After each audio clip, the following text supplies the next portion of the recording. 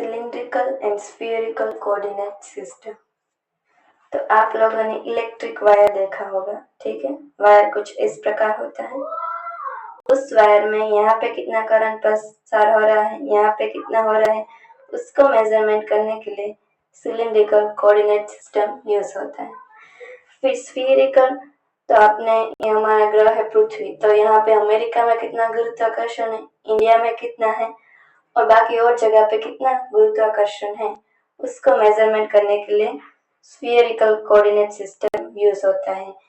माना कि और भी प्लैनेट है, मीन्स के सूर्य है, चंद्र ग्रह है, ब्लैक होल है, उसमें कितनी ग्रेविटेशनल फोर्स है, उसका मेजरमेंट करने के लिए भी स्फीयरिकल कोऑर्डिनेट सिस्टम का यूज होता है।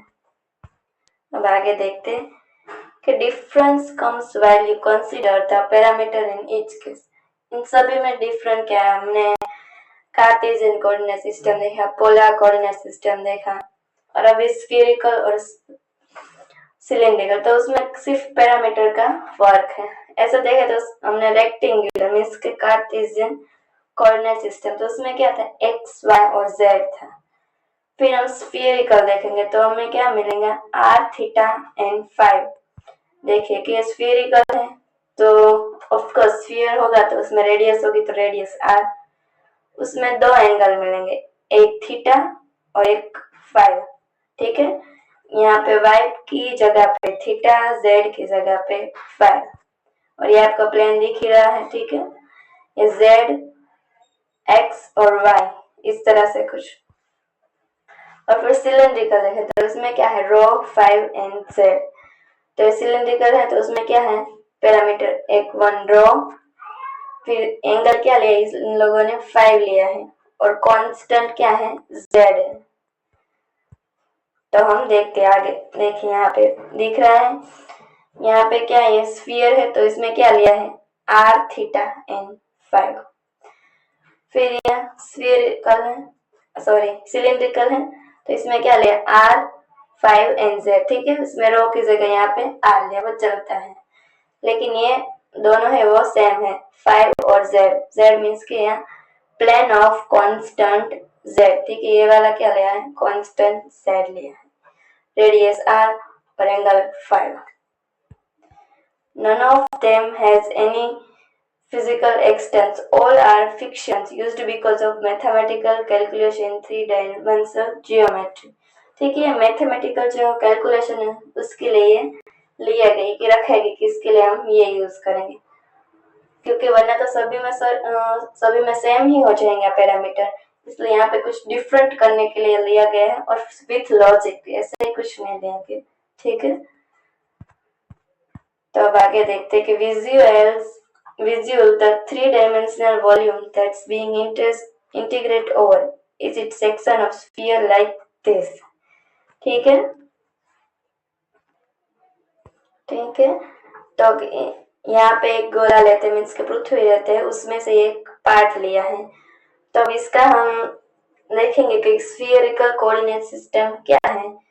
तो हमें पता है स्फीयरिकल में क्या आता है, r theta and phi, radius होती है r, theta angle and phi angle. तो यहाँ पे हमने क्या लिया, वॉल्यूम डीवी।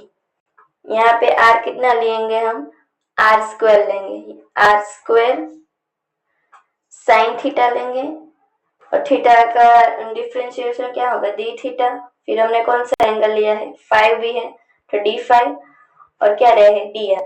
ये तीनों हमें पता है, ठीक है। स्फीयर के कौन से आर थीटा और फाइव, तो डी आर, डी थीटा और डी फाइव से हम क्या करेंगे, इसे डिफरेंशिएशन करेंगे। तो इस तरह से होता है।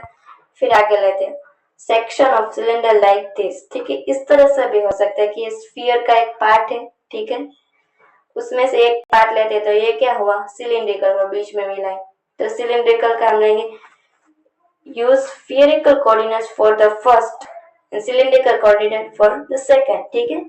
पहले हम स्फीयर का फाइंड करेंगे, फिर सिलिंड्रिकल, इस तरह से भी फाइंड होता है। बस इसमें कुछ नहीं है, बस पैरामीटर आपको याद रखना है। फिर बाकी जो होता है मींस के कार्टेशियन कोऑर्डिनेट सिस्टम है, ठीक है, तो उसमें क्या था कि वो हमें Google map, Cartesian coordinate system means Google map के हम यहाँ पे हैं तो उसका स्थान कैसे फाइंड करें, तो कार्ते से। पोलर कोऑर्डिनेट्स में क्या था कि चार्ज था तो उसको किस डायरेक्शन में जाने, परफेक्ट एंगल चाहिए, 30 एंगल 40, तो पोलर के लिए था। फिर ऐसा स्फीयरिकल, तो स्फीयरिकल मीन्स के गोला, ठीक। पृथ्वी है और ब्लैक होल, उस ग्रह में कितनी ग्रेविटेशनल फोर्स है, यहाँ पे, तो ये क्या है, स्फीयर। फिर है सिलेंड्रिकल, सिलेंड्रिकल मीन्स की इलेक्ट्रिक वायर, यहाँ पे कितना प्रवाह है, यहाँ पे कितने इलेक्ट्रिक मैग्नेटिज्म है, ये सब के लिए क्या है, सिलेंड्रिकल। तो बस ये इतना ही है। अब देखते हैं कि application of cylindrical coordinates, studying magnetic field around longness, ठीक है। जो वायर है उसके अराउंड कितने मैग्नेटिक फील्ड है, analysing wave propagation in cylindrical geometrics, okay. उसमें से कितनी वेव निकल रही, ठीक है, उसमें से कितने तरंग पसार हो रहे, उसके लिए अभी cylindrical coordinate are used in electromagnetism course, मैंने कहा ना इलेक्ट्रोमैग्नेटिज्म की जो शाखा है उसमें यूज होता है।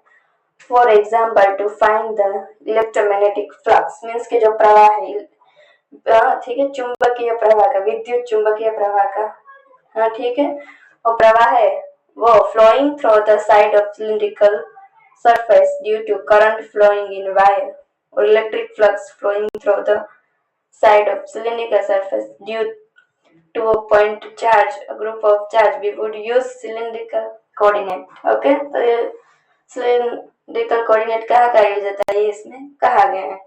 इलेक्ट्रोमैग्नेटिक फ्लक्स कितना पसार हो रहा है, करंट कितना पसार हो रहा है वायर में से, सब कुछ मेजरमेंट करने के लिए सिलेंड्रिकल कोऑर्डिनेट का यूज होता है।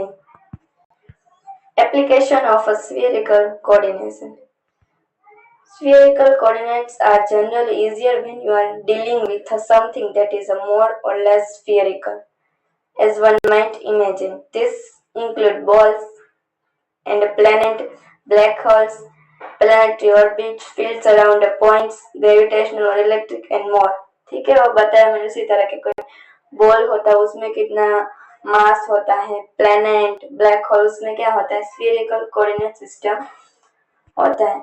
मीन्स के यहाँ पे देखिए कि एक वायर है तो इसमें से कितना प्रवाह पसार रहा है, तो हमें फाइंड करना है, तो हम कैसे करेंगे, तो उसके लिए कोऑर्डिनेट सिस्टम बनाया गया है कि यहाँ पे जो एलिमेंट है उसको हम आर बोलेंगे, यहाँ पे जो एंगल है उसको थीटा बोलेंगे, ठीक है, के सॉरी फाई बोलेंगे, यहाँ पे जो कांस्टेंट है जेड बोलेंगे। इसी तरह से ऐसे पैरामीटर्स के नाम दिए गए हैं और इसका यूज किया गया है, बस उससे ज्यादा ये कुछ है नहीं। अब थैंक यू। अगर आपको ये वीडियो पसंद आया तो please like share and subscribe.